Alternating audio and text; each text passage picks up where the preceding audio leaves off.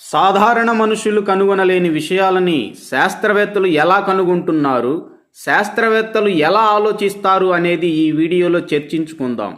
సాధారణ మనుషులు మరియు శాస్త్రవేత్తల మధ్య తేడా వారి ఆలోచన విధానం, వారి పరిశోధనా పద్ధతి మరియు శాస్త్రవేత్తలు సమస్యను చూసే దృక్పథం. శాస్త్రవేత్తలు కొత్త విషయాలను కనుగొనడానికి కొన్ని ముఖ్యమైన లక్షణాలు మరియు పద్ధతులు ఉంటాయి. మొదటిది థింకింగ్ అప్రోచ్, అంటే ఆలోచన విధానం. శాస్త్రవేత్తలు తార్కికంగా ఆలోచిస్తారు. వీరు ప్రతి అంశాన్ని గమనించి దాన్ని తార్కికంగా విశ్లేషిస్తారు.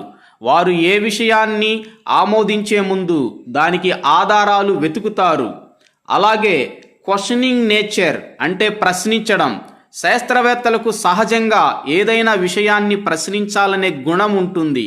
ఉదాహరణ, ఎందుకు చెట్లు ఖచ్చితంగా పైకి మాత్రమే పెరుగుతాయి? ఎందుకు ఆకాశం నీలంగా కనిపిస్తుంది?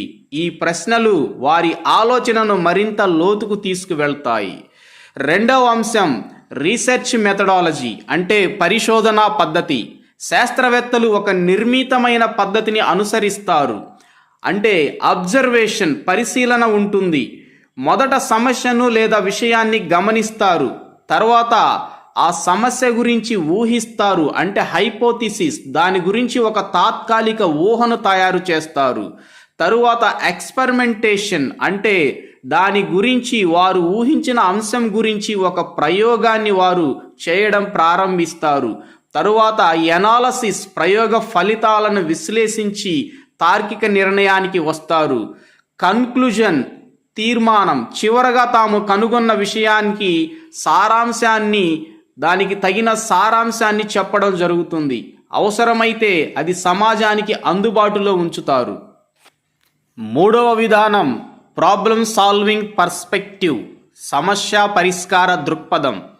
సాధారణ మనుషులు సాధారణ పరిష్కారాలను అన్వేషిస్తారు, కానీ లోతుగా ఆలోచించరు.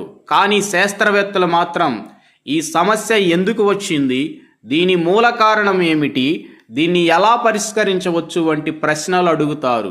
ఉదాహరణకు, ఒక శాస్త్రవేత్తకు ఒక యంత్రం పనిచేయకపోతే అది ఎందుకు పనిచేయడం లేదు, దాని లోపం ఏమిటి, దానిని ఎలా సరిదిద్దాలి అని పరిశీలిస్తారు.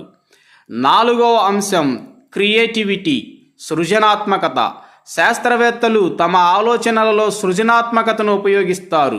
వారు సాధారణంగా ఎవరికి రాని కొత్త మార్గాలను అన్వేషిస్తారు. ఎవరు ఆలోచించని కొత్త మార్గాలలో ప్రయాణిస్తారు. ఉదాహరణ, న్యూటన్ ఆపిల్ పండు కిందికి రావడాన్ని గమనించి గ్రావిటేషన్ గురించి ఆలోచించాడు. ఐదవ అంశం క్యూరియాసిటీ అండ్ పర్సిస్టెన్స్, అంటే ఆ విషయం పట్ల ఆతృత మరియు పట్టుదల. శాస్త్రవేత్తలు ఎప్పుడు కొత్త విషయాలను తెలుసుకోవడానికి ఆసక్తి, ఆతృత చూపిస్తారు. అలాగే ఆ యొక్క విషయాల పట్ల ఉన్న సమస్యలను పరిష్కరించడానికి పట్టుదలతో కృషి చేస్తారు. ఒకసారి పరిష్కారం దొరకకపోతే పట్టుదలతోటి మళ్ళీ ప్రయత్నిస్తారు. ఉదాహరణకు, థామస్ ఎడిసన్ 1000 సార్లు విఫలమైనప్పటికీ చివరికి విద్యుత్ బల్బును కనిపెట్టగలిగారు.